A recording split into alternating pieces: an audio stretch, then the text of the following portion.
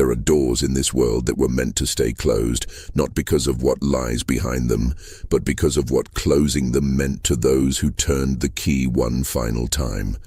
Some doors hold secrets, others hold shame, and a few, just a few, hold both in equal measure, sealed away like a photograph too painful to look at but too important to destroy. This is the story of one such door. A door that remained locked for 60 years on a plantation in Louisiana, its key lost to time, its purpose forgotten by all but one. When it was finally opened on a humid September morning in 1927, what they found inside wasn't treasure or bodies or forbidden letters. What they found was evidence of something far more haunting. A life that stopped mid-sentence, a room frozen in time like a pocket watch, that ceased ticking at the exact moment its owner's heart stopped beating. But to understand what that room meant, you have to go back. Back to when the door was still open, when the room still breathed with life, when the plantation house on Bayou Sorrel Road was home to the Beaumont family and the 43 souls who worked their land. Back to April 1865, when the world was ending and beginning at the same time. The Beaumont plantation sat like a wounded cathedral along the banks of Bayou Sorrel, 3 miles south of Plaquemine, Louisiana. From the river, you could see the house rising through the cypress trees. White columns that had started to lean slightly eastward, wide galleries with missing boards like gaps in a smile, and tall windows that reflected the water like tired eyes. The paint was peeling. The gardens had gone wild. Trumpet vines crawled up the pillars as if trying to pull the whole structure back down into the earth. War had left its mark on Louisiana like a boot print in soft mud, and the Beaumonts had felt it deeper than most. Charles Beaumont had returned from the conflict in March of 1865, 2 weeks before Lee's surrender at Appomattox. He'd left as a major, leading men he'd known since childhood into battles whose names he refused to speak. He'd returned as just Charles. No rank, no glory, no illusions left. He was 41 years old, with hair that had gone almost completely grey in 4 years, and the kind of rigid posture that suggested he was holding himself upright through sheer force of will rather than any actual strength. He'd lost weight. His uniform hung loose on his frame, and when he took it off that first night home, his wife Margaret had noticed the tremor in his hands as he unbuttoned the jacket. They'd been married 19 years, and she'd learned to read him like a barometer reads coming storms. What she saw in his eyes that night told her the man who'd left in 1861 hadn't really come back. Someone else was wearing his face. Margaret herself was 38, though she looked older. Managing a plantation during wartime had aged her in ways that had nothing to do with the calendar. She'd been forced to make decisions she'd never been prepared for. Which workers to trust, which debts to pay first, how to stretch supplies that should have lasted a month into lasting 3. She'd sold family silver piece by piece, watched the fields yield less each year as equipment broke and couldn't be replaced, and lied to neighbors about how well they were managing when everyone could see the house falling apart around them. They had one child, Robert, now 17, who'd been 13 when his father left for war. He'd been too young to enlist, though he'd begged to lie about his age. Now he carried that missed opportunity like a wound, convinced he'd somehow failed a test of manhood he'd never been allowed to take. He was tall like his father, but hadn't yet grown into his height, all angles and awkward energy, with eyes that alternated between defiance and desperate need for approval. The war had changed him too, just in different ways. He'd watched his mother become hard.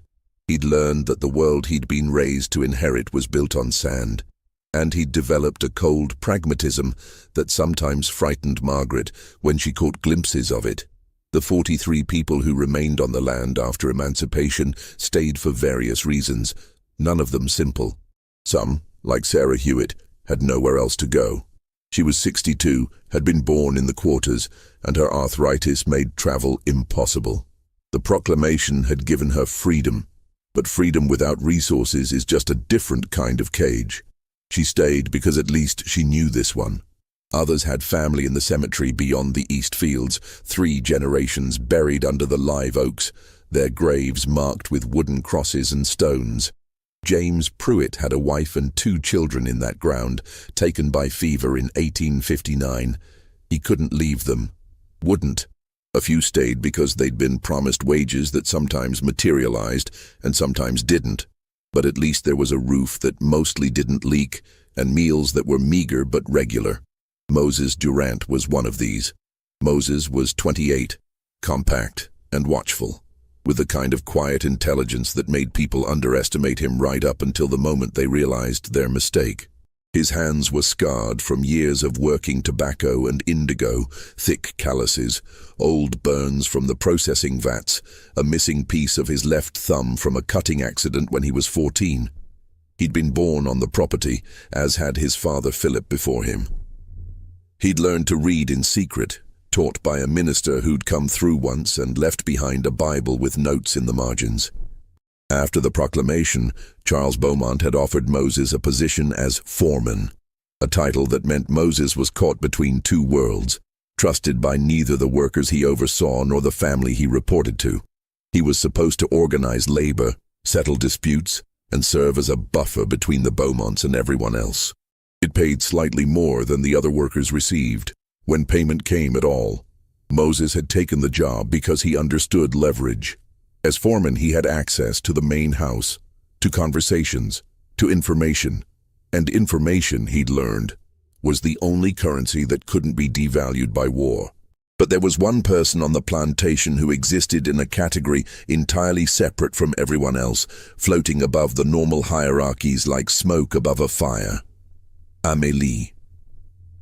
Amélie Laurent occupied a room on the 3rd floor of the main house, accessible only by a narrow servant staircase that wound up from the back of the house like a spiral shell. The staircase was steep, with worn treads that creaked in specific patterns. 3 steps up, silence, 2 more steps, a groan like a person sighing. People who used those stairs regularly learned to count the sounds without thinking, the way you learn the rhythm of your own breathing. The 3rd floor itself had been built as servant quarters originally, back when the house was new and the Beaumonts had a staff of 14 living upstairs. After the economy collapsed in the 1850s, most of those positions were eliminated. The rooms were converted, some to storage, some to nurseries for children who never materialized, one to a sewing room that Margaret had used before the war, when she'd still had time for such things. Amélie's room was at the end of the hall, under the peaked roof. It was small, maybe 12 feet by 14, with slanted ceilings and a single dormer window that faced east. From that window you could see over the live oak trees all the way to the bayou, and on clear mornings the water looked like hammered silver. No one could quite agree on when Amélie had arrived at the plantation. Charles claimed she'd been there since before the war, a distant cousin from New Orleans whose family had fallen on hard times during the Panic of 1857. He said she'd needed a place to stay and family was family, so they'd taken her in. His story was consistent but vague on details. He could never remember which side of the family she was related to, or what her maiden name had been, or exactly when she'd arrived. Before the war was as specific as he'd get. Margaret told a different story to the neighbors who still visited. She said Amélie was a war widow, a friend of the family whose husband had died at Shiloh. Out of Christian charity, they'd offered her refuge. In Margaret's version, Amélie was meant to be temporary, just until she recovered from her grief and could make arrangements to live elsewhere. But the war had dragged on, arrangements had become impossible, and somehow temporary had become permanent. Robert didn't talk about Amélie at all. When asked directly, he'd change the subject or claim he didn't remember much about her. But sometimes, late at night, the house servants reported seeing him standing at the bottom of the 3rd floor stairs, just staring upward at the darkness above, as if trying to solve a puzzle he didn't have all the pieces to. Amélie herself seemed to exist outside of time and explanation. She was perhaps 35, perhaps 40. It was impossible to tell. She had that quality some women possess of being ageless. With dark hair she wore in a simple bun and pale skin that suggested she didn't spend much time in the Louisiana sun. Her eyes were gray, the color of river fog. And they had a way of looking at you that made you feel like she was reading something written on your soul in a language only she could understand. She rarely came downstairs. In the early days, whenever those had been, she'd occasionally join the family for dinner, sitting quiet and still as a portrait while conversation flowed around her. But as the war progressed, those appearances became rarer. By 1864, she'd stopped coming down entirely. Delphine Carter, one of the house servants who'd chosen to stay on after emancipation, had taken on the task of bringing food to the third floor. Delphine was 43, thin as a rail fence, with eyes that missed nothing and a mouth that knew when to stay shut. She'd been working in the Beaumont house since she was 12, and she understood its rhythms the way a sailor understands tides. She knew which floorboards creaked, which windows stuck, which doors swelled in humidity, and which ones shrank. She knew where Margaret hid her laudanum and where Charles kept his whiskey. She knew Robert had a collection of drawings under his mattress that would horrify his mother. And she knew Amélie better than anyone else in the house, though better was relative. That woman's got ghosts, Delphine told Moses one evening in May, about a month after Charles had returned from the war. They were in the kitchen house, Delphine preparing a dinner tray while Moses waited to discuss the week's work schedule with Charles. I've been bringing her meals for near about 2 years now, and I ain't never seen her smile. Not once. Not even a little. Maybe she doesn't have much to smile about, Moses said, watching Delphine arrange bread and cold chicken on a plate. None of us do, but we still manage sometimes. Delphine added a cup of tea to the tray, checking the temperature with her finger. But Miss Amélie, she's different. Sometimes when I knock on her door, I hear her talking to herself. In French mostly, but sometimes English. Having whole conversations, asking questions and answering them like there's somebody else in there with her. Maybe there is. Delphine cut her eyes at him. Don't even joke about that. This house got enough troubles without adding Haints to the list. What does she talk about? Can't always tell. My French ain't good enough to follow most of it. But I heard her say names sometimes, men's names mostly. And one time, Delphine lowered her voice, even though they were alone. One time, I heard her crying, just sobbing like her heart was broke clean in half, and she kept saying, I'm sorry, I'm sorry, I'm sorry, over and over, must have said it 100 times. Moses filed this information away in the careful mental catalog he kept of everything he observed. She ever mention why she's sorry? If she did, she didn't tell me. But Moses, I'll tell you something strange. That woman's room is always locked. Always, from the inside. I knock, I wait, she unlocks it and opens it just wide enough to take the tray, then closes it and locks it again. Takes maybe 5 seconds total. And in those 5 seconds, I've tried to see into that room, but she keeps it dark. Curtains always drawn, even in daytime. What do you think she's doing in there? Delphine shook her head slowly. Nothing good, or everything good, depending on how you look at it. But whatever it is, she doesn't want anybody to see. Moses helped her carry the tray to the bottom of the servants' stairs. Delphine climbed with the practiced balance of someone who'd done this hundreds of times, not spilling a drop of tea despite the steep angle. Moses watched her disappear into the shadows above, then heard the pattern of her footsteps. 10 steps. Pause. 5 more steps. Stop. Then a soft knock. Miss Amélie, got your dinner? A long silence. Then the distinct sound of a lock turning, iron on iron. The creak of hinges. A murmur of voices too quiet to make out words. Another creak, and the lock again. Delphine descended with an empty tray. She say anything? Moses asked. Just, thank you. Same as always. But Moses, I saw something today I ain't seen before. What? Her hands. When she reached for the tray, her hands were covered in ink. Black ink all over her fingers, smudged on her wrists, like she'd been writing for hours straight without stopping to wash. Writing what? That, Delphine said grimly, is the question, ain't it? The trouble started 3 weeks later, on a Thursday afternoon in June when the heat lay over the plantation like a wool blanket soaked in water. Charles had been in his study going over the accounts, trying to reconcile the plantation's expenses with the meager income from their last indigo crop. The numbers didn't match. They hadn't matched for years. but he kept hoping that if he looked at them long enough, they'd somehow rearrange themselves into something that made sense. He'd been working with a leather-bound ledger, one of 3 he used to track different aspects of the plantation's finances. This particular ledger contained wage records, who was being paid what, when payment was made, how much was still owed. It was a depressing document, full of debts that exceeded assets, promises that exceeded resources. Charles had set the ledger on the corner of his desk while he poured himself a drink, whiskey, warm, in a crystal glass that had somehow survived the war when so many other things hadn't. He'd stood at the window for a moment, looking out at the fields where workers were bent over the young indigo plants, their shapes wavering in the heat shimmer. When he turned back to his desk, the ledger was gone. He stared at the empty spot where it had been, his mind not quite accepting what his eyes were telling him. He checked the floor, thinking maybe it had fallen. Nothing. He checked the other papers on his desk, thinking maybe he'd absent-mindedly set it down somewhere else. It wasn't there. He searched his study methodically, the shelves, the other desk behind the furniture. He checked the library next door, then the parlor. The ledger had vanished as completely as if it had never existed. "Margaret," he called, his voice sharp with the edge of panic that comes when the world stops following its own rules. Margaret appeared in the doorway, wiping her hands on her apron. She'd been in the kitchen making preserves, and her face was flushed from the heat of the stove. "What's wrong?" "My ledger. The wage ledger. It's gone." "Gone?" "Charles, you must have misplaced it." "I didn't misplace it. It was here, on this desk, 30 seconds ago. I turned around, and when I turned back, it was gone."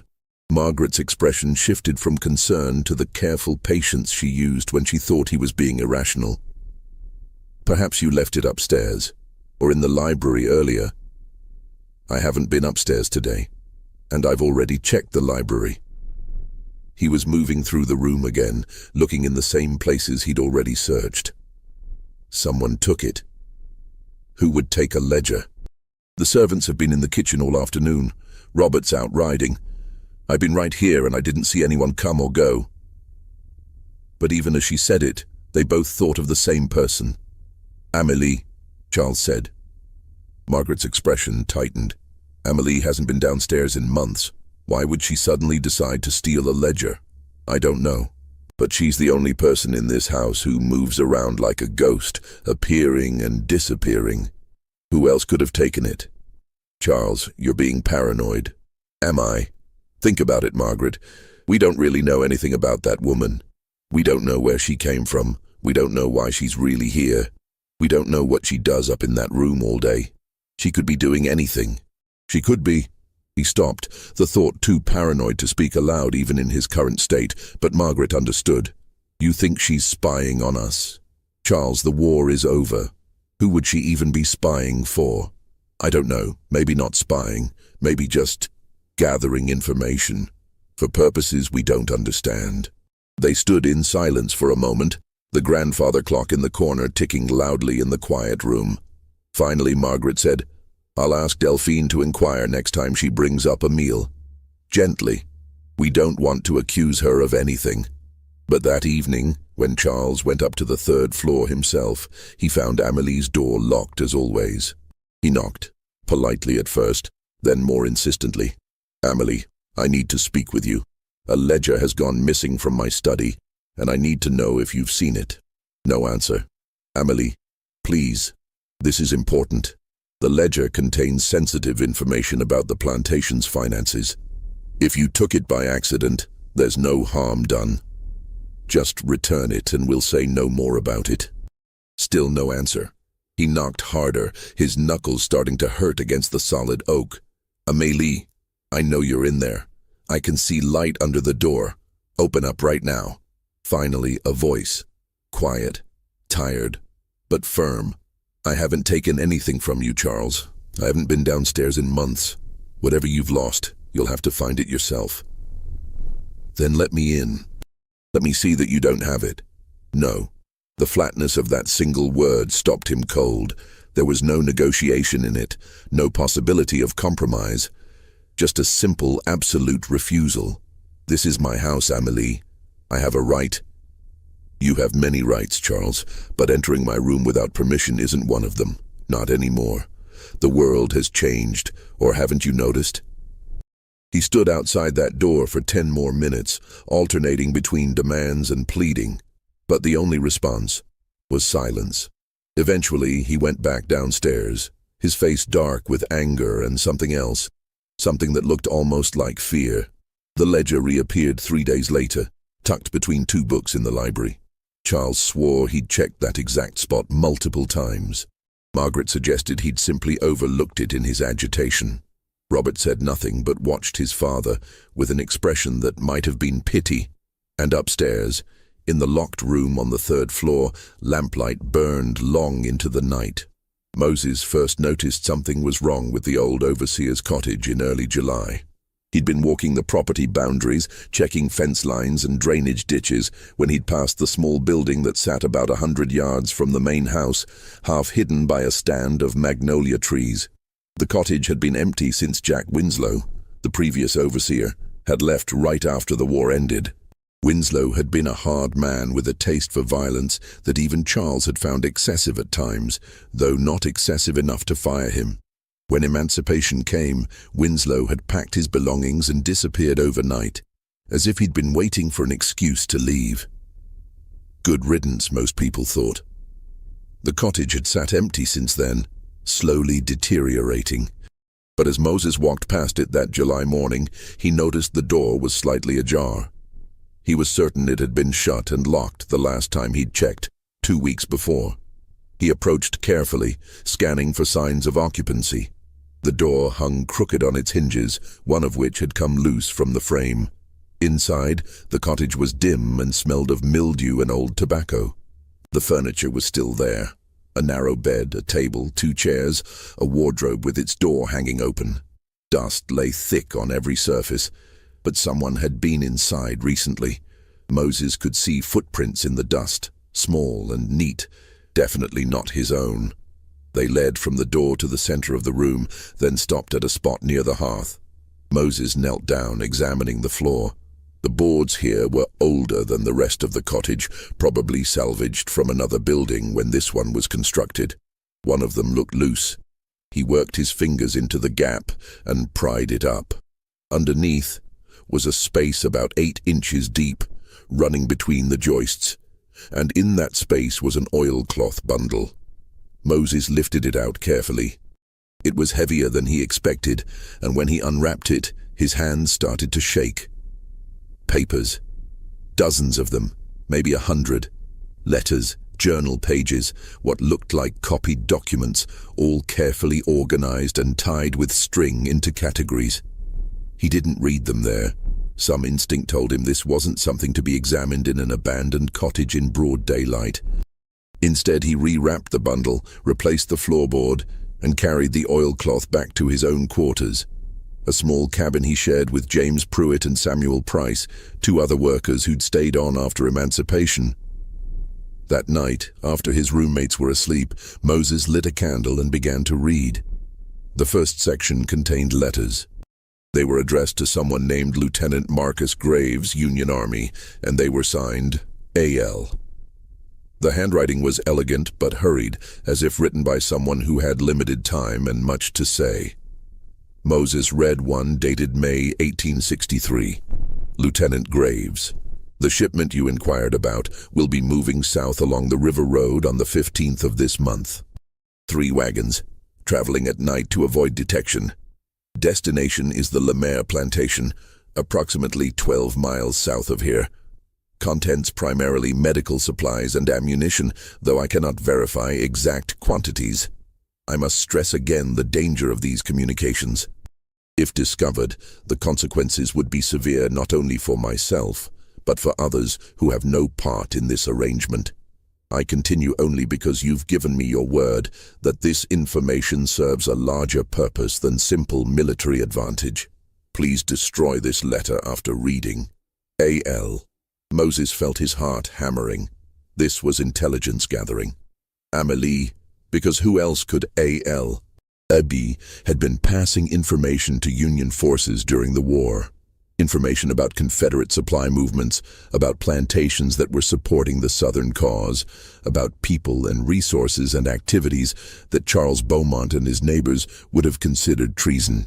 There were more than 20 such letters, spanning from 1862 to early 1865.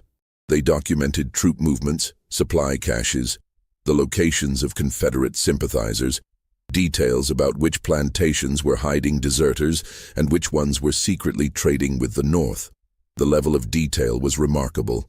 Amelie had clearly been paying close attention to everything that happened around her, recording conversations, observing patterns, gathering intelligence with methodical precision. But it was the second section of documents that made Moses's hands shake so badly he almost dropped the candle. These were journal pages, written in the same handwriting but in a different tone, more personal, more anguished. They documented the daily operations of the Beaumont plantation in ways that the official ledgers never would. Transactions that Charles had made during the war, using enslaved people as collateral for loans, as trade goods for supplies, as bargaining chips in deals that had nothing to do with agriculture and everything to do with survival. One entry from September 1863 read, "Today CB sold Philip Durant and his brother Marcus to a broker from Natchez. The sale was arranged in secret, recorded in a separate ledger that he keeps locked in his desk. The official record will show they ran away. The money from the sale went toward paying debts to suppliers in New Orleans, debts that CB incurred through gambling, not plantation business. Philip's son Moses, age 19, was not told. He believes his father chose to run north, seeking freedom. It's better if he continues to believe this. The truth would serve no purpose but to create pain. I watched the transaction from the upstairs window, watched Philip and Marcus loaded into the wagon, watched Moses working in the east field, unaware that his father was being taken away. I could have told him. I should have told him. But I am a coward, and cowards protect themselves first. Moses had to stop reading. He set the paper down, pressed his palms against his eyes, and tried to breathe through the rage that was building in his chest like steam in a sealed kettle. His father hadn't run away. His father had been sold to cover Charles Beaumont's gambling debts while Moses had been working in the fields, believing that Philip had escaped to freedom somewhere in the north. For 7 years, he'd believed that lie. He forced himself to keep reading. There were more entries like that, documenting sales and trades and transactions that had been hidden from official records. People Moses had known, people he'd grown up with, worked beside, eaten meals with, all reduced to line items in a secret ledger of Charles Beaumont's financial desperation. But the third section was different. This was a list, 43 names, carefully written in alphabetical order. Each name had notes beside it. Durant, Philip, sold to broker from Natchez, Sept. 1863, current location unknown. Durant Marcus, sold to broker from Natchez, Sept. 1863, current location unknown. Hewitt, Sarah, retained on property, age 62, arthritic, unable to work full days. Pruitt James, retained on property, wife Catherine died 1859, fever. Children Anne and Thomas died 1859, fever. Carter Delphine, retained on property, house servant, literate. The list went on. 43 names, 43 histories compressed into brief notations. Some were marked sold, others died, a few escaped. The ones marked retained on property were the people still living and working at the plantation, the same people Moses saw every day. At the bottom of the list was a note in Amelie's handwriting. These are the people whose lives were controlled by the Beaumont family during the period of enslavement. This list is incomplete. There were others before my time here, and I do not have records of all transactions. But these 43 I have verified through direct observation, conversations, and examination of ledgers. I record their names so they will not be forgotten, so that when this system ends, and it must end because nothing this cruel can endure forever, there will be evidence of who they were, not property, not numbers in a ledger, people, with names and stories and families. I do not expect forgiveness for my complicity in their suffering. I lived in comfort while they suffered. I ate food they prepared, wore clothes they laundered, lived in a house they maintained. I cannot undo any of that, but I can do this one thing. I can make sure they are remembered, that their truth outlives our lies. Moses sat in the flickering candlelight, surrounded by these documents, and felt the world shifting beneath him. These papers were dangerous. Evidence of crimes, of moral failures, of a system that had operated through lies and violence and careful record-keeping. If Charles Beaumont knew these documents existed, he would destroy them. If the other plantation owners in the area knew, they would burn them. This was the truth they'd all agreed to hide. The reality they'd decided to forget, now that emancipation had made the past inconvenient. But Amelie had preserved it, documented it, created a record that couldn't be erased simply because it was uncomfortable. The question was, what should Moses do with it? Moses didn't sleep that night. He wrapped the documents back in their oilcloth and hid them under a loose board in his own cabin, a different hiding place, one he could access easily. Then he lay awake until dawn, thinking about his father, about lies and truth, about the weight of evidence. When morning came, he went through his work mechanically, assigning tasks to the other workers, checking on the indigo processing, discussing repairs with the carpenter. But his mind was elsewhere, turning over possibilities like someone examining a chessboard, trying to see 3 moves ahead. That evening, instead of going back to his cabin, he went to the main house. It was late, past 9 o'clock, and the family had finished dinner. Moses found Delphine in the kitchen house cleaning up. "I need to talk to Miss Amelie," he said without preamble. Delphine looked up from the pot she was scrubbing, her expression wary. "Mr. Charles don't like people going up there unannounced." "I'm not asking Mr. Charles. I'm asking you to help me talk to Miss Amelie." "About what?" Moses hesitated. Delphine had been at the plantation longer than he had. She knew its secrets, its hierarchies, its dangers. He could trust her, or at least he thought he could. But trust was a commodity in short supply on a plantation, even after emancipation. "About the truth," he said finally. "About things she's been writing down." Delphine set down the pot slowly. "You found something?" It wasn't a question. Moses nodded. "Where?" "The old overseer's cottage, hidden under the floorboards." Delphine dried her hands on her apron, thinking. "Miss Amelie, she'd been writing things for years, ever since she came here. I used to see her sneaking into Mr. Charles's study late at night, copying things from his ledgers. I never said nothing because—" She trailed off. "Because why?" "Because sometimes the truth needs protecting more than the people who'd rather forget it." They stood in the warm kitchen house, moths batting against the windows, the smell of lye soap sharp in the air. "Can you take me to her?" Moses asked. "She don't let nobody in that room, not even me." "Then I'll talk to her through the door." Delphine considered this. Then she nodded. "All right. But if Mr. Charles catches you up there, I don't know nothing about it." They went through the main house quietly, Delphine leading the way with a candle. The servants' staircase was even darker at night, the narrow walls pressing close. Moses counted the steps without thinking. 3 steps, silence, 2 steps, groan. 10 steps total to reach the 3rd floor. The hallway was pitch black except for a thin line of light under Amelie's door. Delphine knocked softly. "Miss Amelie?" "It's Delphine. There's someone here wants to talk to you."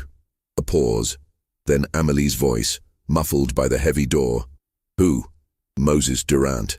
A longer pause. Moses heard movement inside the room. Footsteps, the scrape of furniture. "What does he want?" Amelie asked. Moses stepped closer to the door. "I found your documents, Miss Amelie. The ones you hid in the overseer's cottage. I read them." Absolute silence. Moses could almost feel the tension radiating through the wood. "I'm going to leave you two to talk," Delphine said quietly. She handed Moses the candle and disappeared back down the stairs, leaving him alone in the dark hallway. Moses sat down on the floor, his back against the wall opposite Amelie's door, the candle beside him. He waited. After several minutes, Amelie spoke. "How did you find them?" "I noticed the door was open. I went inside to check. The floorboard was loose. I meant to go back for them." Her voice was quiet, almost resigned. "I've been preparing, gathering everything I have into one place." "I must have forgotten about that bundle. Why were you gathering everything together?" "Because I'm running out of time." A creak. Amelie sitting down on the other side of the door, mirroring his position. "Because I know what's coming. Charles suspects I've been documenting things. He's been watching me, even though he pretends he isn't. Eventually he'll try to get into this room. When he does, I need to be ready. Ready how? Ready to protect what matters." Moses thought about the documents he'd read, about his father's name on that list, about all the truth compressed into those pages. Why did you do it? Why spend years writing all of that down, hiding it away? Because someone had to. Amelie's voice was soft but certain. Everyone else was so busy participating, so caught up in the daily machinery of it all, that nobody was stepping back and seeing it clearly. Or if they saw it, they justified it. They told themselves stories about duty and tradition and the natural order of things. But she paused. "I couldn't make myself believe those stories. I tried. God knows I tried. But every time I looked at what was happening around me, all I could see was the truth underneath the justifications." "So you wrote it down." "I wrote it down. Not for now. I knew it couldn't help anyone now. But for later. For when enough time had passed that people could look at it without needing to defend themselves. For when the truth could teach instead of just accusing." Moses watched the candle flame dance, casting shadows that climbed the walls. "There are things in those documents that could hurt people. Charles Beaumont, other plantation owners, they document crimes. I know. If those documents became public, people would face consequences, maybe even prosecution. I know that too. Is that what you want? Revenge?" "No." The word was immediate and firm. "I don't want revenge. I want truth. There's a difference. Revenge is about making people suffer because they made others suffer. Truth is about making sure what happened isn't forgotten or rewritten into something more comfortable." "And my father?" Moses's voice cracked slightly. "You wrote that he was sold, not that he ran away. I spent 7 years thinking he'd escaped to freedom, thinking he'd made it out. And all this time, he was sold to cover gambling debts." "I'm sorry you had to learn that way." Amelie's voice was gentle. "I debated telling you so many times, but I was afraid of what that knowledge would do to you, afraid you'd do something rash that would get you hurt or killed. So I kept silent. I'm not proud of that choice, but I made it." Moses pressed his palms against his eyes. "Do you know where he is? Where they took him?" "No. The broker was from Natchez, but that doesn't mean that's where he ended up. He could be anywhere in the South by now, if he's still alive." The "if" hung in the air between them like smoke. "I have those documents now," Moses said after a long silence. "I could burn them, destroy all the evidence and let the past stay buried. That's what most people would want." "Yes. Or I could keep them, use them, show people what really happened here." "You could. What do you think I should do?" Amelie was quiet for so long that Moses thought maybe she wouldn't answer. Then, "I think you should do whatever lets you live with yourself. I've spent years gathering that evidence, and what has it gotten me? I'm locked in a room, cut off from the world, carrying the weight of all those stories. Sometimes I think I should have burned it all years ago. Other times I think it's the only thing I've done that matters." "That's not an answer." "No, but it's the truth. I can't tell you what to do with what you know, Moses. That's a decision you have to make for yourself. All I can tell you is this. Once you know the truth, you can't unknow it. It changes you, and you have to decide whether you want to carry that change or try to bury it." Moses thought about his father, about the 43 names on that list, about Charles Beaumont sitting in his study, drinking whiskey and pretending the past had never happened. "I'm not going to burn them," he said finally. "No, I didn't think you would. But I'm not going to make them public either. Not yet. Maybe not ever. Then what will you do?" "I don't know yet. But I need you to tell me everything. Not just what's in those documents, but everything else you've gathered, everything you have in that room. Because if we're going to protect this truth, I need to know exactly what we're protecting."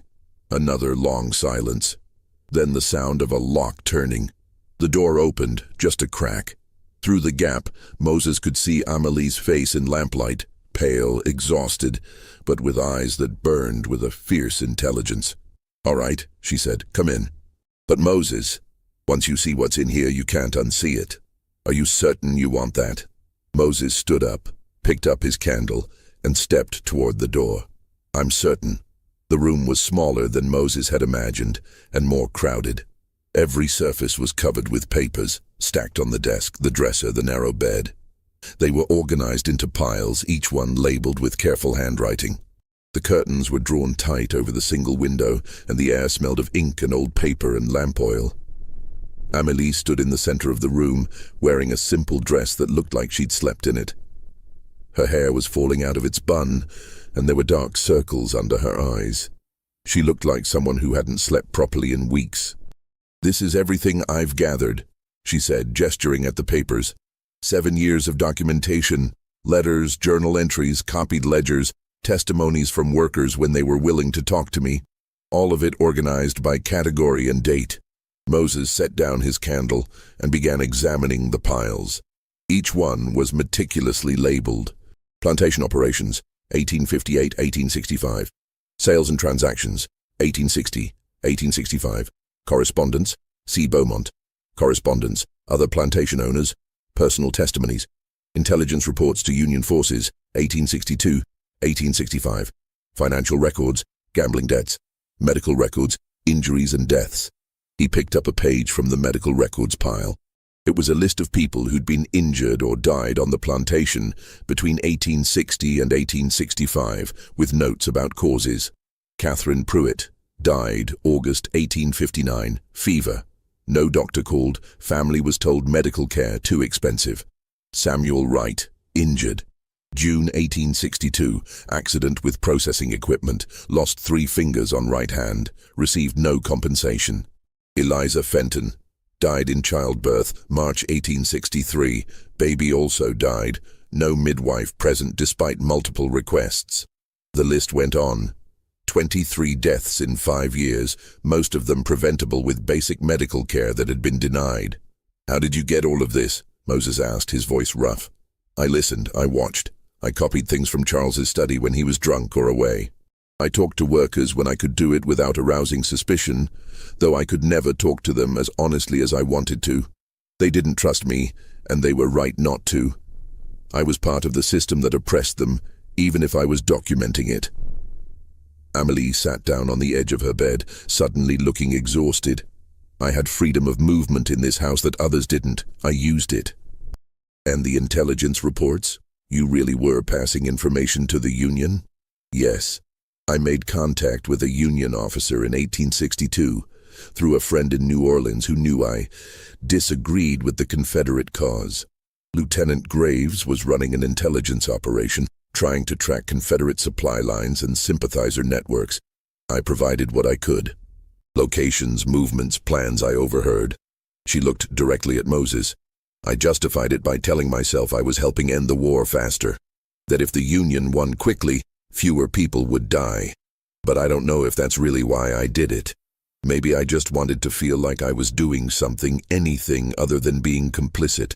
Moses moved to another pile. The personal testimonies. These were pages of handwritten accounts, dated and signed with names he recognized. Testimony of Delphine Carter, recorded April 1864. "I've been working in the Beaumont house since I was 12 years old. I seen things I ain't supposed to talk about. Seen Mr. Charles bring women who wasn't his wife to the house when Miss Margaret was away. Seen him beat workers for things that wasn't their fault. Seen him sell people to pay for his drinking and gambling, then lie about where they went. I kept quiet because that's what you do when you got no power. But Miss Amelie, she asked me to tell the truth, and I'm telling it. Let somebody know what really happened here." "Delphine knows about this?" Moses looked up sharply. "She's known from the beginning. She's the one who helped me access parts of the house I couldn't get to on my own. She's the one who told me stories about what happened before I arrived. Amelie's voice softened. "She's been protecting me, making sure I could do this work safely." Moses felt his understanding of the plantation shifting again. How many other people knew about this? How many had been quietly participating in this documentation while he'd been unaware? He picked up another testimony, this one from someone named Ruth Willis, dated 1863. "They took my boy in the night. Said he'd been stealing food, which was a lie. He was hungry, like we all was hungry, but he never took nothing that wasn't his. They sold him anyway. Sold him to a man from Alabama, and I ain't never seen him since. He was 9 years old. His name was Thomas. I'm saying his name here so somebody remembers. Thomas Willis, my son, 9 years old when they took him." Moses had to stop reading. His hands were shaking. "There are 47 testimonies in total," Amelie said quietly. "Not everyone would talk to me. Some were too afraid. Others they'd been through too much to want to relive it by telling stories to a white woman who lived in the main house. I don't blame them for not trusting me. But the ones who did talk, I wrote down their words as exactly as I could. Their truth, in their voices." Moses looked around the room at all these papers, all this carefully preserved evidence, years of work, years of risk, all hidden away in a locked room on the 3rd floor of a house that would rather forget. "What were you planning to do with all of this?" he asked. Amelie stood up and walked to the window, though she didn't open the curtains. "I don't know. I still don't know. In the beginning I thought maybe I'd give it all to the Union Army, let them use it for reconstruction efforts. But the war ended, and Reconstruction became its own kind of war, and I realized that releasing this information right now would just cause more violence. The people named in these documents, they'd be attacked. Their families would be threatened. It wouldn't lead to justice, it would just lead to more suffering. So you locked yourself in here." "So I locked myself in here. To protect the evidence until I don't know what. Until enough time has passed that the truth can exist without destroying the people it's supposed to help. But I don't know how much time that is. 10 years? 20? 50? 60? Moses said, surprising himself. Amelie turned to look at him. "What? 60 years. That's how long it would take for everyone who's alive now to be dead. Everyone who could be hurt by this information, everyone who could use it as a weapon, everyone who has a stake in keeping it hidden. 60 years and this becomes history instead of current events." Amelie considered this. 60 years. I'd be 90-something if I lived that long, which I won't. None of us will, that's the point. This information protects people who are alive now by staying hidden. But in 60 years, it protects their memory by being revealed. They stood in silence, surrounded by 7 years of documented truth. "There's a problem," Amelie said finally. "Charles knows I have something. He doesn't know what exactly, but he suspects. And he's not gonna let me just stay locked in this room indefinitely. Eventually he'll force the door. He'll destroy everything I've gathered. Not if we make it too dangerous for him to try." "What do you mean?" Moses picked up one of the piles, the financial records showing Charles's gambling debts and illegal transactions. "These are the ones that would hurt him most, right? If these became public, he'd face legal consequences, maybe even criminal charges." "Yes, but..." "So we let him know we have copies, hidden somewhere he can't find them. And if he tries to force his way into this room, those copies go to newspapers, to courts, to anyone who'll listen.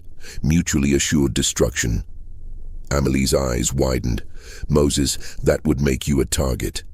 Charles would have to be very careful about what he did to me, knowing that my death or disappearance would trigger exactly what he's trying to prevent." Moses met her gaze steadily. "I'm not saying it's safe. I'm saying it's leverage. And right now, leverage is the only thing that protects any of us. You do that? Put yourself at risk to protect these documents? My father's name is in these documents. His story. The truth about what happened to him. Yes, I'll protect that. I'll protect all of it. Amélie nodded slowly. Then we need to make copies. Of the most damaging material at least, and we need to hide them somewhere absolutely secure. They worked through the night. Amélie showed Moses which documents would be most damaging to Charles if revealed. The gambling debts, the illegal sales, the falsified records. Moses copied them by hand, his fingers cramping from the unfamiliar work of extended writing, but he pushed through. By dawn, they had a complete duplicate set of the most critical evidence. Moses wrapped these copies in fresh oilcloth and took them with him when he left, climbing down the servants' stairs as the sun rose over the bayou. Delphine was in the kitchen house, starting breakfast. She looked up when Moses entered, saw his expression, and simply nodded. "You saw it all," she said, not a question. "I saw it all. And we're going to protect it, all of us. For as long as it takes." Delphine poured him coffee, strong and bitter. "What do you need me to do?" "Keep doing what you've been doing. Take care of Miss Amélie. Watch and listen. And if Charles tries to force that door, you come find me immediately." "And then what?" "Then we make sure he knows the cost of trying to bury the truth." 2 days later, Moses stood in Charles Beaumont's study, the oilcloth bundle on the desk between them. Charles looked at the bundle, then at Moses, his face carefully neutral. "What is this?" "Evidence," Moses said simply, "of transactions you made during the war. Sales, trades, falsified records, gambling debts paid with human lives." Charles's face went white, then red. "Where did you get these?" "Does it matter? What matters is that I have them. And I have copies, hidden where you'll never find them. And if anything happens to me, those copies get delivered to people who would be very interested in what they contain." "You're threatening me." Charles's voice was dangerously quiet. "I'm protecting myself and others. There's a difference." "Do you have any idea what you're playing with, Moses? These documents, if they became public, would destroy more than just me. They'd hurt the workers, the plantation, everyone who depends on lies." Moses cut him off. "Everyone who depends on pretending the past didn't happen? Maybe it's time to stop protecting those lies." Charles stood abruptly, his chair scraping across the floor. "I could have you arrested, accuse you of theft, of extortion. You could try. But the moment you do, those copies start moving. Newspapers in New Orleans, federal authorities in Baton Rouge, church leaders, northern investors who might be interested in knowing exactly what kind of man they're doing business with." They stared at each other across the desk, the bundle of papers sitting between them like a lit fuse. "What do you want?" Charles asked finally. "I want the truth to be protected. Miss Amélie has been gathering evidence in that room upstairs. Evidence of what really happened on this plantation. She's going to continue that work, undisturbed. Nobody forces her door. Nobody threatens her. Nobody tries to destroy what she's built. In exchange, the most damaging evidence about your personal conduct stays hidden. For how long? For as long as it takes. Until everyone who could be hurt by its release is dead and gone. That could be decades." "Yes." Charles sat back down slowly, his face aged by the weight of this new reality. "And if I refuse, then we all burn together. You, me, everyone. The truth comes out, and we all face the consequences. Is that what you want?" A long, terrible silence. "No," Charles said finally. "That's not what I want." "Then we have an agreement?" Charles's jaw worked like he was chewing something bitter. "What about wages for the workers who stayed?" "Fair wages, paid on time, no more delays, no more promises that don't materialize. That's extortion. That's justice.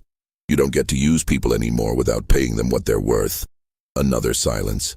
Then Charles extended his hand across the desk, his expression one of barely controlled rage mixed with grudging respect. "Fine. You have your agreement. But Moses, if you ever cross me, if those documents ever see daylight during my lifetime, I will make you regret it." Moses shook his hand, feeling the tremor in Charles's grip, anger or fear, impossible to tell which. "I believe you, just like you should believe me when I say I'll do exactly what I've promised if you force my hand." They released hands and Moses picked up the bundle of documents. "I'm keeping these, as a reminder of our agreement." He left the study without waiting for a response. Behind him, he heard the sound of a glass being poured, then the clink of it being set down hard on the desk. The summer of 1865 gave way to fall, and the locked room on the third floor remained undisturbed. Delphine continued bringing meals to the bottom of the servants' stairs. The food always disappeared. Sometimes, late at night, other workers reported seeing lamplight in Amelie's window. Once, Sarah Hewitt, whose cabin was closest to the main house, swore she heard someone singing, a French lullaby, sad and sweet. Moses kept the duplicate documents hidden in a new location, buried in a waterproof box beneath a marked stone in the Plantation cemetery. He checked on them once a week, making sure they were safe and dry. The weight of carrying that secret changed him in ways he couldn't quite name. He became quieter, more watchful, but he also became more assertive with Charles, more willing to push back when workers weren't paid on time or conditions weren't adequate. Charles honored their agreement, though he did it with visible resentment. Wages were paid, if not always generously. Conditions improved, if not always quickly. The plantation limped along, never quite prosperous but no longer on the edge of collapse. Margaret noticed the change in the dynamic between her husband and Moses, but she never asked about it directly. Some truths she'd learned were safer left unspoken. Robert, now 18, began helping with the plantation management. He had his father's talent for numbers but lacked his capacity for self-deception.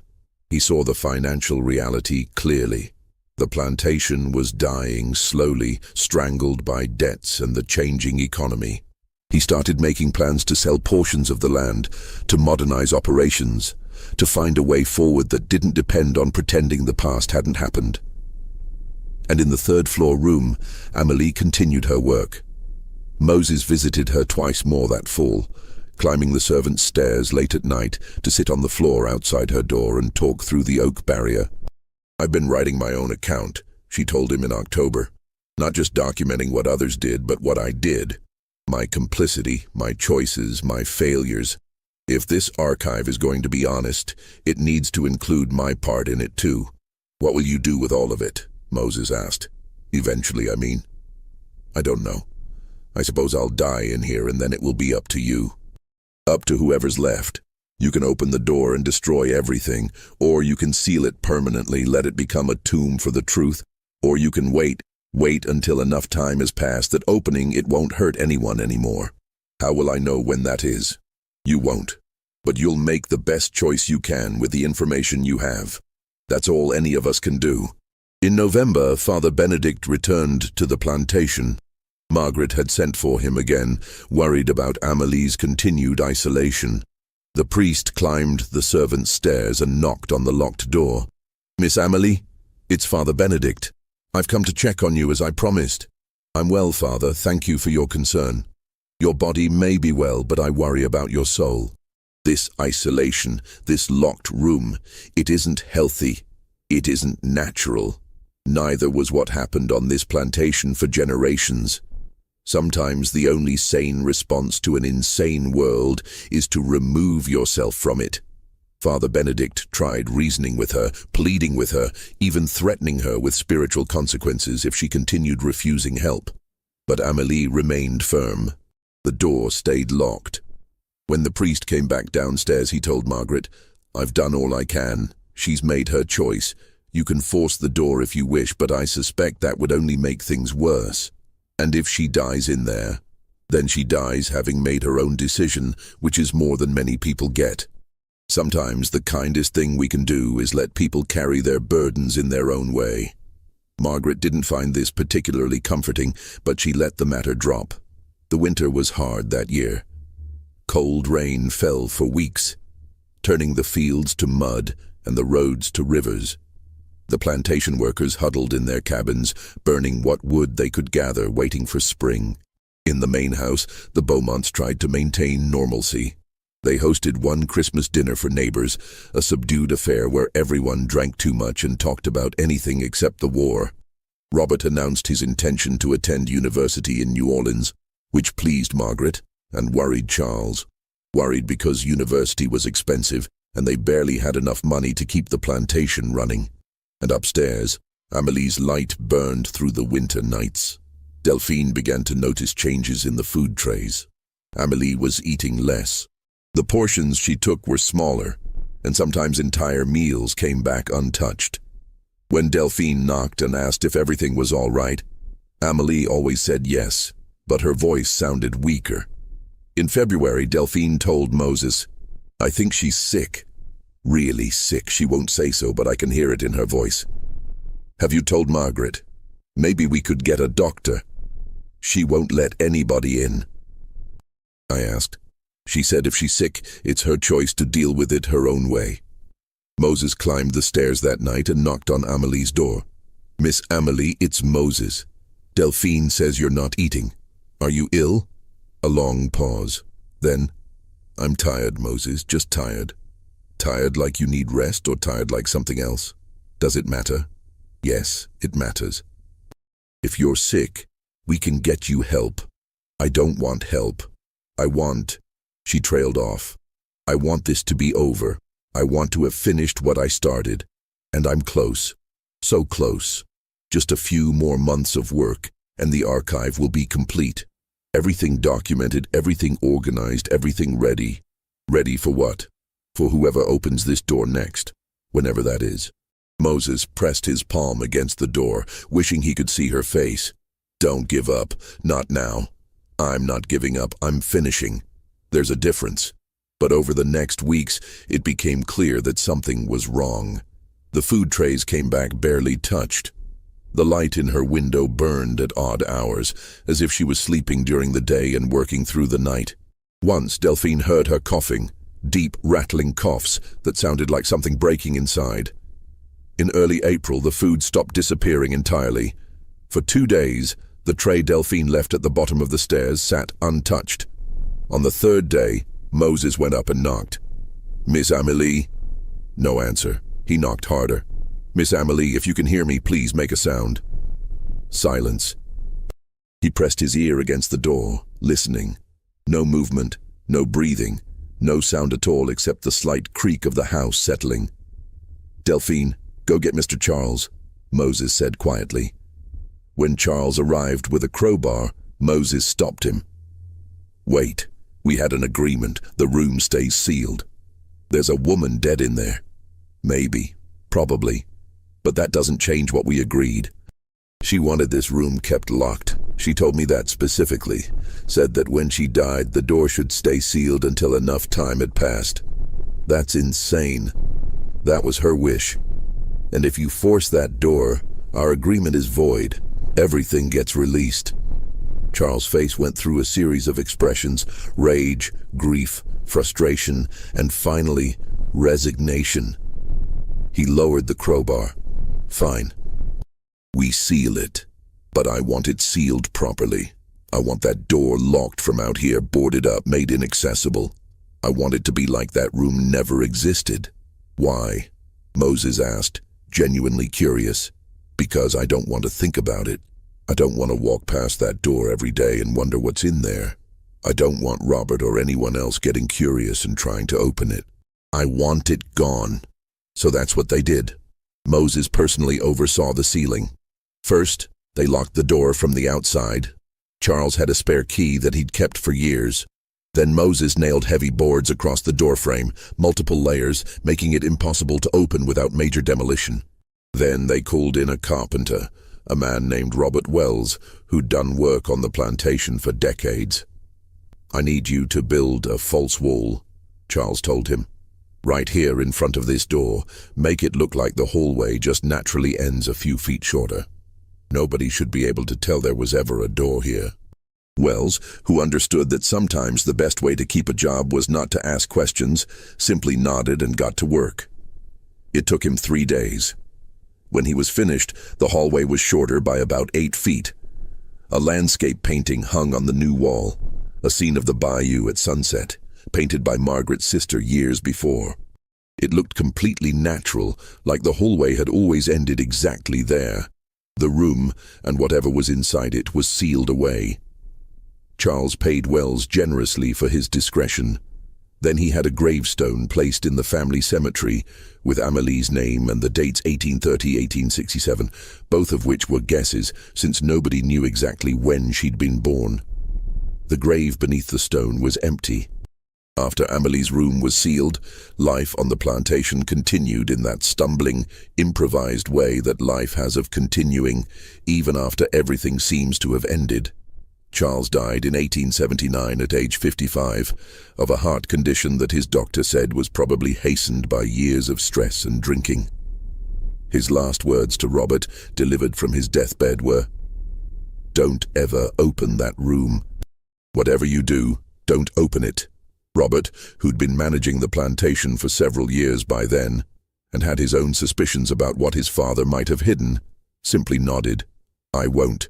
Margaret lived until 1885, outliving her husband by 6 years. She spent her final years in a kind of willful amnesia, talking about the plantation as if its glory days had been real rather than built on suffering. When she died, Robert found her diary in her bedroom. The entries from the years 1865–1867 had been torn out, leaving a gap in the record that could never be filled. Robert inherited the property and immediately began making changes.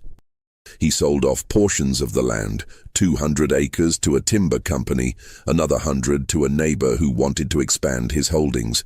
He modernized what remained, invested in better equipment, treated the workers who stayed on with something approaching respect rather than resentment. He never married, never had children. When people asked why, he'd shrug and say he didn't think it was fair to bring children into a world built on the kind of foundations the plantation had. He never opened the third-floor room, never even went up to the third floor if he could avoid it.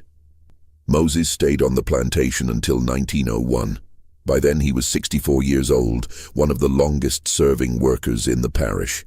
He'd saved enough money, real money, actually paid, actually earned, to retire comfortably.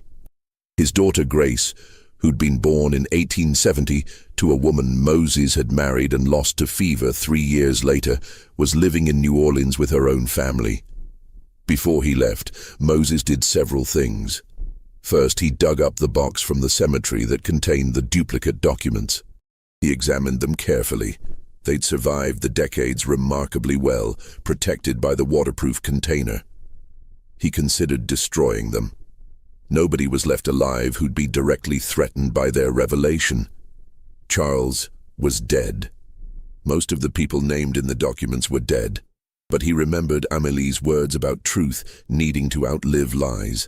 And he remembered his father, sold to cover gambling debts, dying God knew where, his story erased from the official record. So he kept the documents. Second, he wrote a detailed letter explaining everything: the sealed room, what it contained, why it had been sealed, what should be done with it.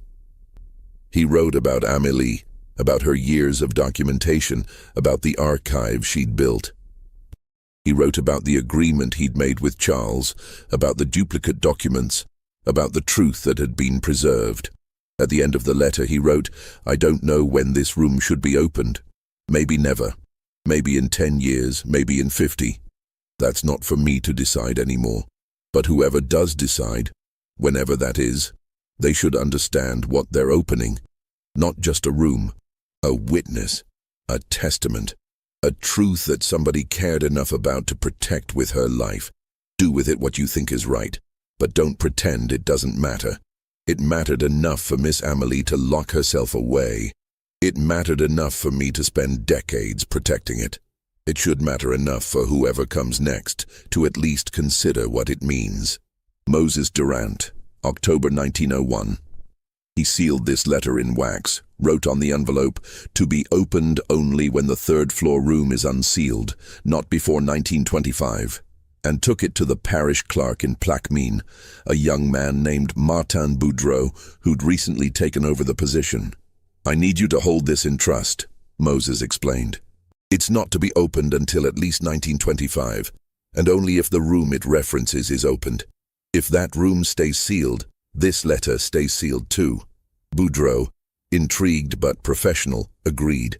He filed the letter in a special archive the parish kept for such requests and gave Moses a receipt. "You really think this letter will matter in 24 years?" Boudreaux asked. "I think the truth always matters," Moses said, "even when it takes decades to surface." Then Moses Durant left Louisiana for the last time. He took a train to New Orleans, moved in with his daughter, and spent his remaining years telling his grandchildren stories about their great-grandfather Philip. Stories that were mostly true, now that he knew what had really happened. He died in 1913, at age 76, having never revealed publicly what was sealed in that third-floor room. The years rolled on, as years do, indifferent to human drama. Robert Beaumont managed the plantation until 1919, when he sold everything to an agricultural corporation based in Baton Rouge. He was 71 by then, tired of the responsibility, tired of maintaining a property that had been bleeding money for decades despite his best efforts. The corporation tried to make a go of it for a few years, but the economics of large-scale plantations had fundamentally changed. Labor was expensive now. Equipment was expensive. Competition from western states with better soil and climate made it hard to profit from traditional crops. In 1923, they sold the land to a timber company. The timber company harvested what valuable trees remained, then sat on the property for several years, trying to decide what to do with it.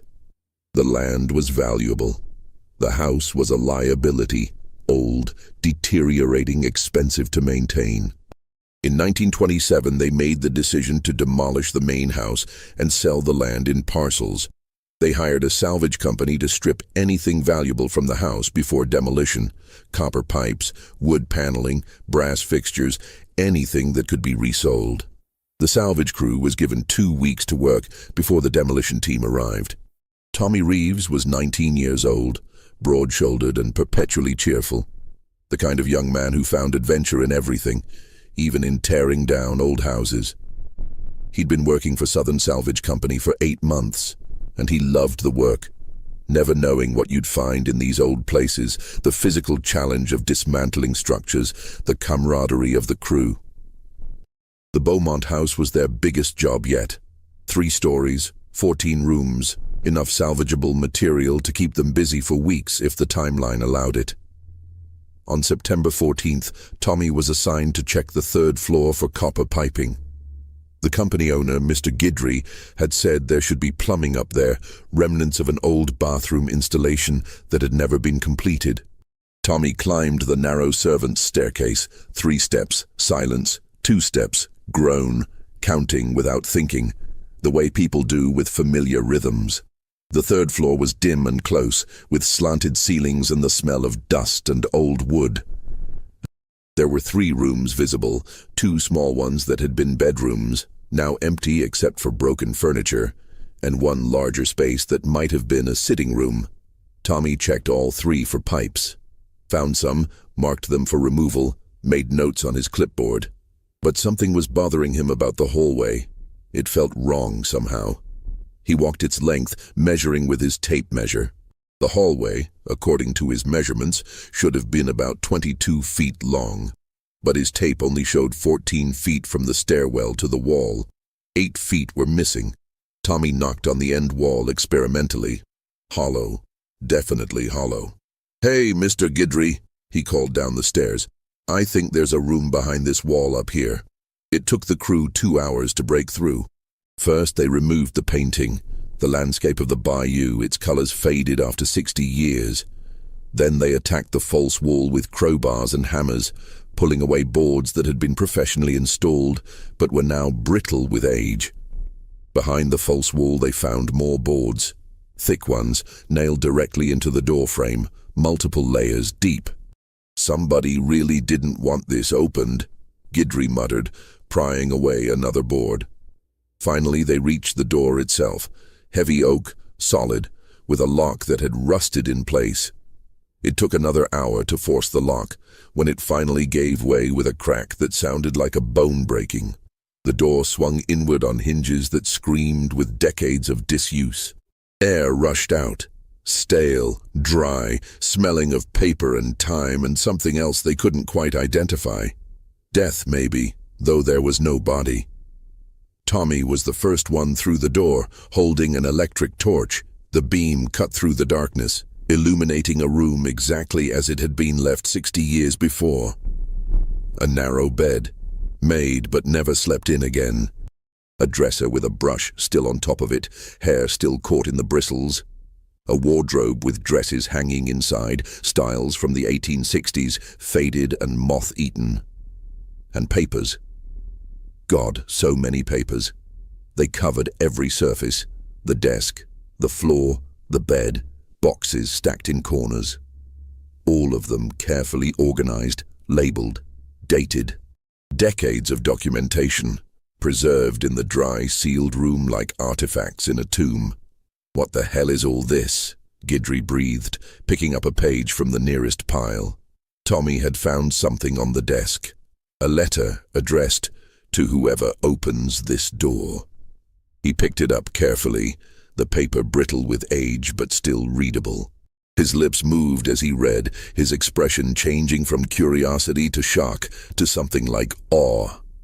"Boss," he said quietly, "you need to read this, all of it. This isn't just some old papers. This is history. Real history. The kind nobody talks about." They spent the rest of that day in the room, reading by torchlight, trying to understand the scope of what they'd found. Journal entries detailing plantation operations, letters documenting intelligence passed to Union forces during the war, financial records showing illegal transactions, testimonies from enslaved workers, their voices preserved in careful handwriting. And at the center of it all, Amelie's own account, hundreds of pages documenting her years of gathering evidence, her reasons for doing it, her guilt and complicity and desperate hope that the truth would matter. "We need to stop the demolition," Tommy said, as the sun set outside the sealed window. "We need to preserve this, all of it." Guidry nodded slowly. "I'll call the timber company. Tell them what we found. This isn't our decision to make." The next morning, Martin Boudreau read about the discovery in the Plaquemine Sentinel. The headline read, "Secret Room Discovered in Beaumont Plantation House, Historical Documents Found." Boudreau, now in his 50s and still serving as parish clerk, felt a shock of recognition. The Beaumont Plantation, a sealed room, documents. He went to the parish archives and found Moses Durant's letter, exactly where it had been filed 26 years earlier. The envelope was yellowed, the wax seal intact. Across the front, in Moses's careful handwriting, "To be opened only when the third-floor room is unsealed." Boudreau broke the seal and read the letter. Read it twice, then a third time, understanding dawning with each reading. He took the letter to the salvage company's temporary office at the plantation. Guidry and his crew had stopped work, waiting for instructions from the timber company about how to proceed. The room had been closed again, this time locked to prevent looters or the merely curious from disturbing the documents. "I have something you need to see," Boudreau said, handing over Moses's letter. Guidry read it aloud so the whole crew could hear. When he finished, there was silence. "So this woman," Tommy said finally, "she locked herself in there, with all those documents, and died in there." "Maybe," Guidry said. "The letter doesn't say for certain. But whether she did or not, she meant for this room to stay sealed for exactly this long. 60 years. Long enough for the people named in the documents to be gone. Long enough for the truth to be history instead of accusation." "What do we do with it?" someone asked. Boudreau cleared his throat. "I've already contacted Louisiana State University. Their history department is very interested. They want to catalog and preserve everything, make it available for research. And the demolition? The timber company agreed to delay it. They're in negotiations now with the State Historical Society about possibly preserving the house, or at least this room. But regardless, the documents will be saved. Over the next 3 months, A team of historians from LSU carefully removed every document from the sealed room.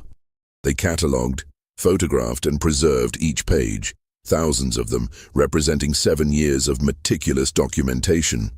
The Amélie Laurent collection, as it came to be known, was unlike anything in the university's archives. Most historical documents from the Plantation era came from the perspective of owners and overseers, the people who had power and used it to shape the narrative. But Amélie's archive included voices that had been systematically silenced, enslaved workers testifying to their own experiences, documenting their own stories. The historians found Moses Durant's duplicate documents too. Boudreau had remembered them from the letter and suggested they might be buried in the Plantation cemetery. They dug where Moses had indicated and found the waterproof box exactly where he'd left it, its contents still intact after decades underground. The collection was made public in 1928. It caused a sensation. Newspapers across the South ran stories about the secret archive of the Beaumont Plantation. Some papers praised the discovery as important historical documentation. Others condemned it as biased, claiming Amélie had exaggerated or fabricated details. A few plantation families whose ancestors were mentioned in the documents threatened legal action, though nothing came of it. But among historians and researchers, the collection was recognized as extraordinary. Here was evidence of plantation operations documented not from the perspective of justification, but of witness. Here were names and stories that would have been lost otherwise. Here was truth, preserved at great cost. One historian, Dr. Eleanor Hughes of LSU, wrote in her analysis, "The Amélie Laurent collection represents a unique convergence of conscience and courage. Miss Laurent was complicit in the system she documented. She lived in comfort provided by others' suffering. She benefited from structures of oppression even as she recorded them. She never claimed to be a hero or a savior, but she did something crucial. She refused to let the truth be erased. Her archive isn't perfect. It's filtered through her perspective, limited by her access and understanding, shaped by her own guilt and moral struggle. But it's honest in ways that official records of the era almost never are. It names names. It tells stories. It preserves voices that would otherwise be silent. And perhaps most importantly, it demonstrates that even those who benefit from injustice can choose to bear witness against it. Miss Laurent couldn't undo what had been done. She couldn't free the enslaved or give back what had been taken. But she could document the truth and protect it for a future that might be ready to hear it. That she sealed herself away to do this work, that she gave her freedom, and possibly her life, to preserve this evidence, speaks to the weight she felt. She understood that some truths are worth protecting even at great personal cost, especially those truths that powerful people would prefer to forget. The collection remained at LSU, available to researchers. Over the decades, it was used in countless dissertations, books, and documentaries about plantation life, the Civil War era, and Reconstruction. The 43 names on Amélie's list became the subject of genealogical research. Descendants were found, family histories were reconstructed, stories were reclaimed. Moses Durant's letter was framed and displayed alongside the collection, his words a testament to the alliance that had protected the truth. It mattered enough for Miss Amélie to lock herself away. It mattered enough for me to spend decades protecting it. It should matter enough for whoever comes next to at least consider what it means. But one question was never answered. Did Amélie die in that room? When the salvage crew first opened it, they found no body, no bones, no evidence of human remains. The bed was made as if waiting for someone who never came to sleep. The room showed signs of long habitation, but no signs of death. Charles Beaumont's records, found in a separate archive, showed that he'd paid for a burial in 1867 and placed a marker in the family cemetery. But when that grave was exhumed in 1929 during the historical investigation, it was empty. Nothing but Louisiana dirt. Some historians believed Amélie had died in the room and Charles had secretly removed her body, burying it elsewhere to avoid questions. Others thought she'd faked her death, that the stopped eating, the silence, the lack of response had all been performance, and that she'd somehow slipped out of the room and disappeared.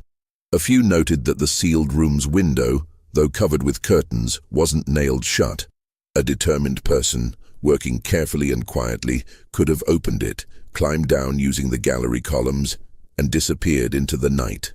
The room was high up, but not impossibly so for someone motivated and careful. Moses's letter offered no clarity. He'd written only, "Miss Amélie made her choice." Whether she stayed or left, the room remained sealed. That was the promise, and I kept it. The ambiguity seemed intentional, as if Moses wanted the mystery to remain.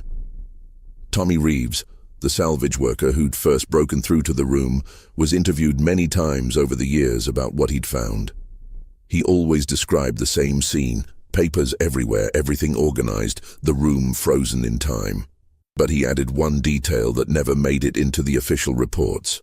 "When I first stepped in there," he told a reporter in 1952, "before we started moving things around, I noticed the desk. It was covered with papers, all organized, but right in the center, like it had been placed there specifically for whoever opened the door, there was a single rose, dried, brown, crumbled at the edges. It must have been 60 years old. And next to it, a note that just said, 'Thank you.' Who do you think she was thanking?" the reporter asked. Tommy had shrugged. "Maybe whoever finally opened the door. Maybe Moses Durant for keeping his promise. Maybe all of us for caring enough about the past to preserve it. I don't know. But I kept that rose. Still have it." He'd pulled out a small wooden box from his desk and opened it carefully. Inside, preserved between sheets of wax paper, was a dried rose, brown, fragile, ancient, and a small piece of paper with 2 words written in elegant script: "Thank you." The Beaumont Plantation house was demolished in 1928, despite efforts to preserve it. The cost was too high, the deterioration too advanced. But before it was torn down, the 3rd-floor room was carefully dismantled and reconstructed in the Louisiana State Museum in Baton Rouge. You can visit it there today. The room looks exactly as it did when Tommy Reeves first broke through that sealed door. The narrow bed, the dresser, the wardrobe with faded dresses. The desk is positioned exactly as Amélie left it, though the original papers are now in climate-controlled archives. On the desk is a replica of that dried rose, and next to it, the original note: "Thank you." The museum placard reads, "This room belonged to Amélie Laurent, who lived on the Beaumont Plantation from approximately 1858 to 1867. For reasons that remain partially mysterious, Miss Laurent spent the final years of her life gathering evidence about plantation operations, documenting not the official history, but the lived truth of those who experienced it. In 1867, this room was sealed. It remained sealed for 60 years until 1927, when it was opened during the plantation house's demolition. Inside was found what is now known as the Amélie Laurent collection, the most comprehensive primary source documentation of plantation life from the perspective of those who were enslaved. Whether Miss Laurent died in this room or escaped from it remains unknown. What is known is that she dedicated years of her life to preserving truth at great personal cost. She chose isolation, possibly death, to protect evidence that powerful people would have preferred to destroy. Her archive has been used by historians, genealogists, and descendants to reclaim stories that would otherwise have been lost. The 43 names she documented have become 43 family histories reconstructed, 43 lives remembered. This room is a monument to the power of witness, to the importance of truth-telling, even when truth is dangerous, and to the courage it takes to preserve what others would rather forget. Thousands of people visit the room each year. Some are historians and students. Some are descendants of the people named in Amélie's documents, coming to see where their ancestors' stories were preserved. Some are just curious, drawn by the mystery of the locked room and the woman who chose to seal herself away. All of them stand in that small space and feel the weight of what it represents. A truth that someone cared enough about to protect for 60 years. A witness that refused to be silenced. A reminder that the past doesn't disappear just because it's inconvenient, and that sometimes the only way to honor what happened is to remember it honestly, no matter how painful that honesty might be. Outside the museum, in the garden, there's a small memorial. 43 names carved in stone, arranged in alphabetical order. Durant, Philip Durant, Marcus Hewitt, Sarah Pruitt, James Carter, Delphine, and 38 others. People who lived, worked, suffered, and died on the Beaumont plantation. People who might have been forgotten, if not for one woman who decided their stories mattered enough to preserve. At the bottom of the memorial, a quote from Moses Durant's letter. "The truth always matters, even when it takes decades to surface." The Beaumont plantation is gone now. The land was divided and sold, the fields given over to other uses, the bayou still flowing past where the house once stood. But the truth remains, preserved in Amélie Laurent's careful handwriting. Protected for 60 years in a locked room, waiting for the moment when it could finally be told. And in that preservation, in that patient waiting, in that refusal to let the past be erased, there is its own kind of justice, not perfect, not enough, but something. A door that stayed closed for 60 years has finally opened, and the truth it protected is still speaking, still mattering, still reminding us that some things are worth locking away until the world is ready to hear them.